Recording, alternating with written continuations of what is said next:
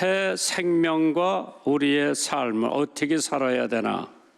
고린도후서 5장 17절에 그런즉 누구든지 그리스도 안에 있으면 새로운 피조물이라. 이전 것은 지나갔으니 보라 새 것이 되었도다. 오늘 예수 믿고 구원받은 사람들은 다 새 생명의 소유자인데, 그러면 새 생명을 받은 사람은 어떠한 삶을 살아야 되나? 오늘 단순하고 간단하지만은 성경에 보니까 첫째, 듣기는 속히 하고, 말하기는 더디하고, 셋째로 성내기를 더디하라. 우리는 하나님의 은혜로 예수 그리스도를 통해 새 생명을 얻은 사람입니다. 옛사람의 행위를 다 버리고 빛의 자녀답게 말하고 행동해야 한다고 했습니다. 아무리 교회를 수십 년 다녔다 하더라도 성품의 변화가 없고 언어와 삶의 변화가 없다면 다시 한번 하나님 앞에 자신의 모습을 재조명하는 것이 바람직하다고 생각을 해봅니다. 누구보다 성공한 아버지를 둔 소년이 있었습니다. 그 소년은 아버지를 닮기 위해서 열심히 공부를 했지만은 그때마다 그의 어머니가 성적보다도 중요한 것이 인격이 더 중요하다. 그래서 그 엄마가 9가지 수칙을 지키라고 아들한테 가르쳐 줬습니다. 그 아들은 후에 미국의 43대 대통령이 되었던 조지 W. 부시고, 늘 어머니는 영부인으로서 성적보다는 인격이 더 중요하다고 가르쳤던 바브라 부시 여사입니다. 인격을 더 아름답게 만드는 9가지 법칙을 자기 아들한테 가르쳐 줬습니다. 첫째, 상대방의 약점을 잊고 장점만 기억하라. 둘째, 적을 만들지 말고 친구를 만들어라. 다른 사람에게 절대로 돈 얘기를 꺼내지 말라. 네 번째, 필요 없는 물건은 사지 말아라. 다섯 번째, 주위 사람들과 자신을 비교하지 말아라. 여섯 번째, 입은 은혜는 반드시 갚아라. 일곱 번째, 모든 친구를 소중히 생각하라. 여덟 번째, 자기 자신부터 사랑하라. 이웃을 사랑하기 전에 자기 자신부터 사랑해야 이웃도 사랑하는 거지. 마지막으로 9번째, 모든 상황에서 인생을 즐기려고 노력해라. 믿음을 통해 변하는 인품과 성격, 삶의 행동과 목표까지 모든 분야에서 변화를 이끌어내는 줄 믿으시기 바랍니다. 그렇기 때문에 베드로후서 1장 4절에 이 약속으로 말미암아 너의 정욕 때문에 세상에서 썩어질 것을 피하여 신성한 성품에 참여하는 자가 되게 하려 하셨느니라. 오늘 본문에 있는 말씀, 듣는 것, 말하는 것, 성내는 것, 세 가지에 대해서 말하고 있는데, 듣기는 속히 하고 말하기는 더디하며 성내기를 더디하라. 이 단순한 세 가지가 과연 나에게 어떠한 영향을 미칠 것인가? 우리의 삶을 성경이 말하는 기준과 정반대일 때가 많이 있어요. 듣는 데는 느리게 하고, 말하는 데는 빨리 하고, 성내는 데도 급하게 하는 우리들의 삶을 한번 바꿔놓고 보면서 그 정반대로 해야 돼. 그래서 오늘 듣기는 속히 하라. 야고보서 1장 19절이죠. 내 사랑하는 형제들아, 너희가 알거니와 사람마다 듣기는 속히 하라 그랬어. 남의 말을 듣기 속히 하라.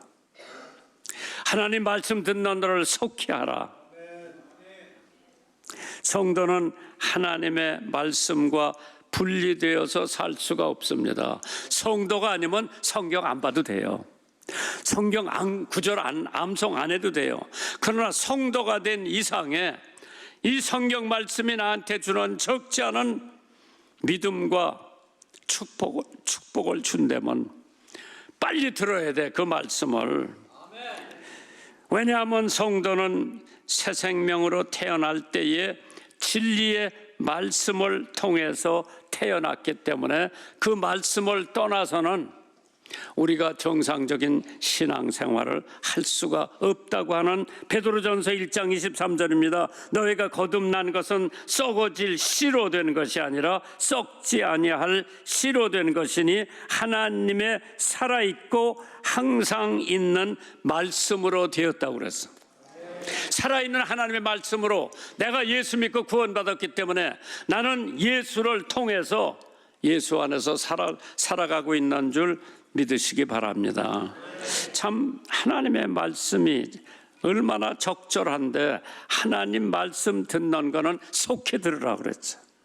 왜? 하나님 말씀을 통해서 새 생명으로 태어난 우리는 하나님의 말씀을 떠나서는 살 수가 없습니다. 고기는 물에 가야 살아요. 그렇기 때문에 우리가 하나님 말씀을 벗어나선 신앙생활을 할 수가 없기 때문에 베드로전서 2장 2절에 갓난아이 같이 신령하고 순전한 것을 사모하라. 이는 이로 말미암아 너희도 구원에 이르도록 자라게 함이니라. 하나님의 말씀 안에서 내가 성장할 수 있고 자랄 수 있는데 대체로 사람들은 감정에 의존해서 안 된다는 것을 알면서도 실제로 그걸 무시하지요. 감정. 어떤 사람이 마틴 루터를 찾아와서 당신은 죄 사함 받았다고 느끼십니까? 물어봤어. 그 물음에 마틴 루터는 고개를 젓습니다.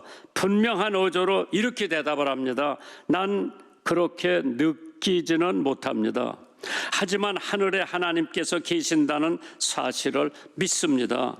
느낌이라는 것은 이럴 수도 있고 저럴 수도 있고 속이기도 하기 때문에 구원에 대한 전적인 논증은 하나님의 말씀에 있을 뿐 다른 것을 믿는 만 하지 못합니다. 나는 주님의 은혜로 확실히 죄사함을 받았습니다.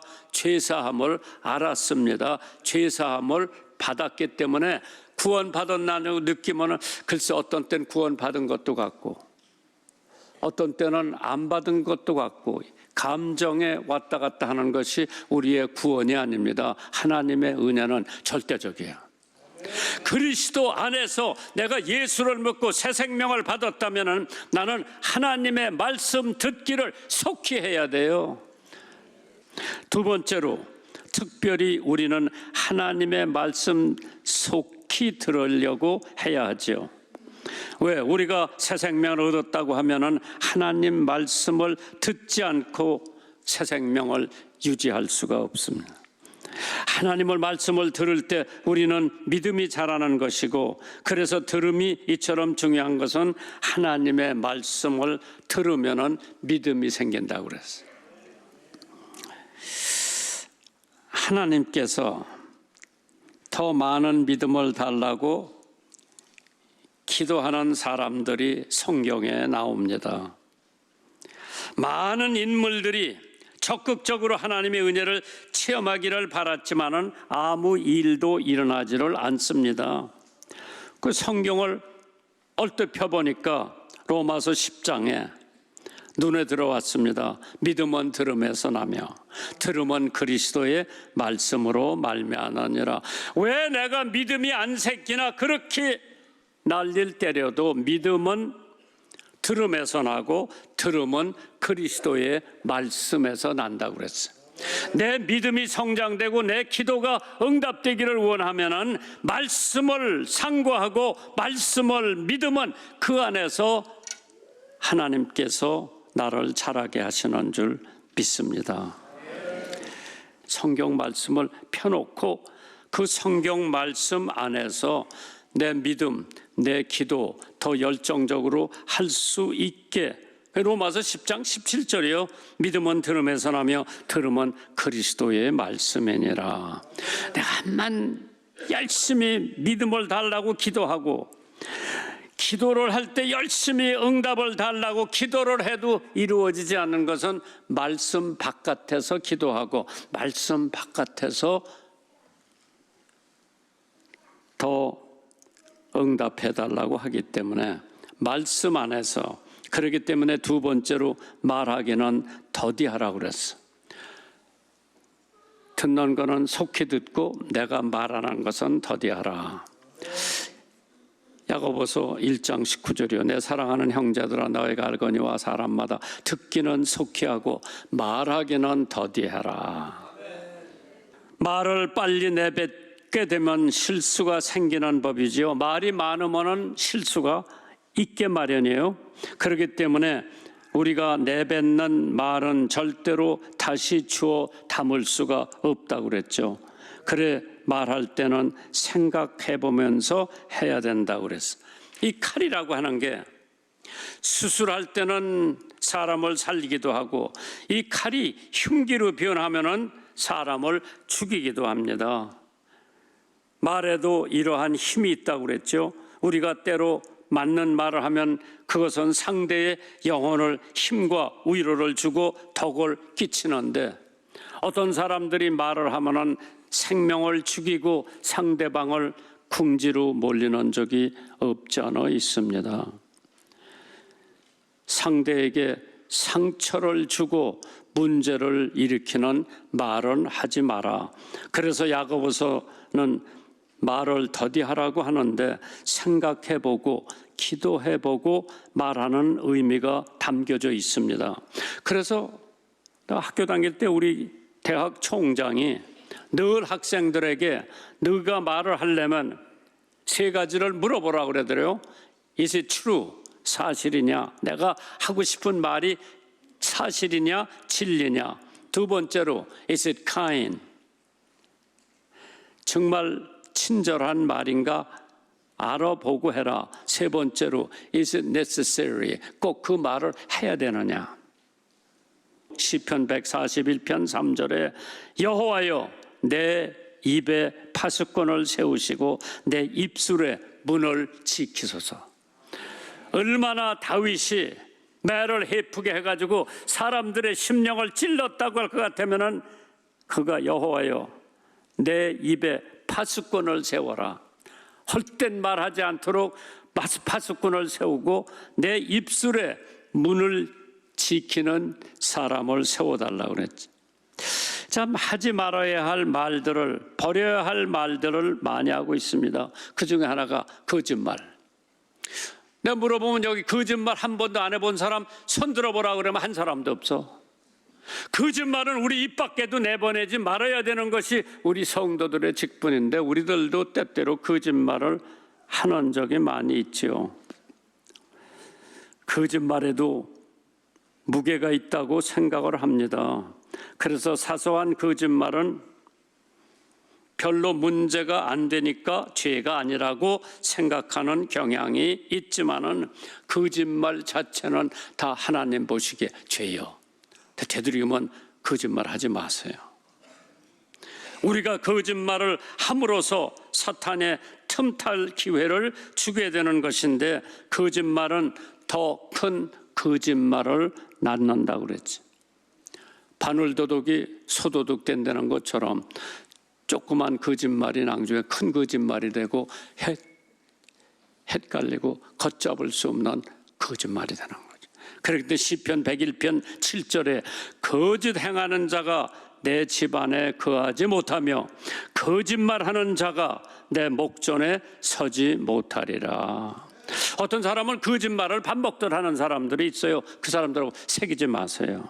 골로새서 3장 9절에 너희가 서로 거짓말을 말라 옛사람과 그 행위를 벗어버리라고 그랬죠. 아첨하는 말도 버리라고 그랬어요. 칭찬과 아첨은 명백하게 다르다고 그랬죠. 사전에 보니까 아첨은 남의 환심을 사거나 잘 보이려고 알랑거리는 거고 칭찬은 좋은 점이나 착하고 훌륭한 일을 높이 평가하는 거라고 했어요. 타미 라소다라고 하는 감독이 있었습니다.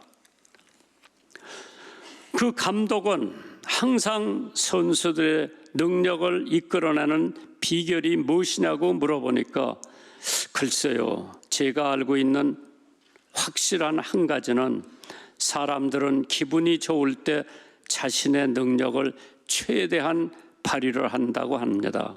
선수들의 능력을 인정하고 높이 평가하는 것이 가장 중요하다고 대답했는데, 선수들이 좋은 성적을 내면 저는 등을 두들겨주고 다가가 안아주고, 이게 저의 방법입니다.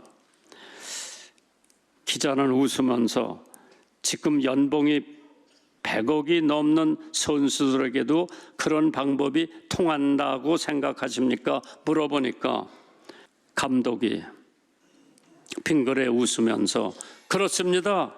솔직히 말하면 저는 이 방법이 대통령일지라도 통할 것이라고 생각합니다.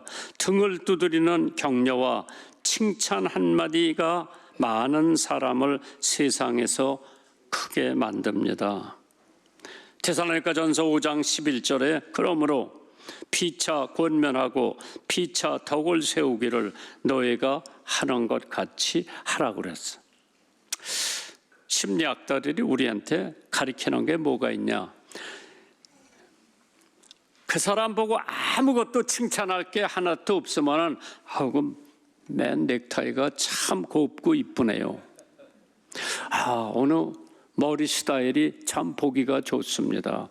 그냥 아무 말이라도 격려하는 말, 칭찬하는 말 한마디씩을 해주면은 마태복음 12장 36절에는 말씀처럼 내가 너에게 이르노니 사람의 무슨 유익한 말을 하든지 심판날에 이에 대하여 신문을 받으리니 네 말로 의롭다함을 받고 네 말로 정죄함을 받으라. 세 번째로 성내기를 더디하라 그랬어요. 야고보서 1장 20절입니다. 사람의 성내는 것이 하나님의 의를 이루지 못한다. 우리 매일매일의 삶을 돌아볼 때에 우리를 성나게 하는 것이 여러 가지가 있는 것 같아요. 어쩌면 현대인들은 모두 분노를 품고 사는 것 같아요. 복잡한 출근길에 운전사가 새치기를 해도 하루 종일 화가 나는 거예요. 그래, 저 사람 새치기 하니까 나도 새치기를 하고, 이게 중복이 되니까 사람들이 다 하루 종일 분노해서 품고 살아가는 것 같았죠. 사소한 일부터 큰 일까지 화낼 일들이 참 많지만은 먼저 화가 나기 시작하면 가슴이 두근거리고 머리로 피가 솟아오르는 등의 증상이 나타난다고 그러죠. 그렇기 때문에 그런 증상이 나타나면 나도 알지 못하는 모든 발병의 문제가 분노에서 시작을 된다고 하죠. 화를 낸다고 해서 모두 죄를 짓는 것이 분명한 것은 아니지만 화를 내면서도 죄는 짓지 않을 수 있다고 했어요. 왜? 예수님께서도 화를 내셨고 화난 하나님께서도 화를 내신다고 성경 말씀에 기록이 되어 있어요. 시편 107편 11절 이하에 하나님은 의로우신 재판장이시며 매일 분노하시는 하나님이시로다. 사람이 회개치 아니하면 저가 그 칼을 가르시며 그 활을 이미 땡기어 예비하고 계셨다고 그랬어. 왜? 예수님은 오직 하나님의 영광과 하나님의 나라와 관련해서 악과 불의에 대하여 화를 내시면서 싸웠죠. 왜? 예수님의 분노는 거룩한 분노라고 그랬어요. 그러나 대부분 사람은 하나님의 나라와 영광 때문에 또는 타인에게 가해진 불의 때문에 거룩한 분노를 내기보다는 자기 뜻대로 되지 않아서 자존심이 상해서 위협받아서 화를 낼 때가 훨씬 많습니다. 그런 사람에게 시편 37편 8절에 분을 그치고 노를 버리라고 그랬어요. 오늘 본문에 분명히 성내기를 더디하라. 사람이 성내는 것이 하나님의 의를 이루지 못한다고 했는데 화날 때 대부분 분별력을 잃어버리고 아무 말이나 쉽게 내뱉어 버립니다. 후회할 행동은 많이 하죠. 이러한 화가 화로 끝나는 것이 아니라 돌이켜 지날 수 없는 재앙이 되는 것이라고 했습니다. 분을 내도 죄를 짓지 말고 마귀에게 틈을 주지 말라고 그랬죠. 에베소서 4장 26절에 분을 내어도 죄를 짓지 말며 해가 지나도록 분을 품지 말고 마귀로 틈타지 못하게 하라. 아리스토텔레스라고 하는 철학가가 합당한 이유로 합당한 대상에게 합당한 방법으로 합당한 때에 합당한 시간 동안 화를 내는 것은 상관이 없다.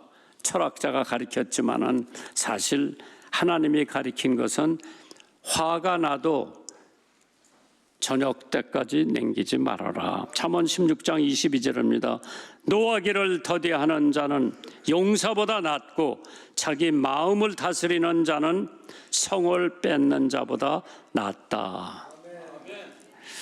많은 사람들이 히틀러를 가리켜서 세계 2차 대전 때 패한 원인은 그의 분노 때문이라고 했습니다.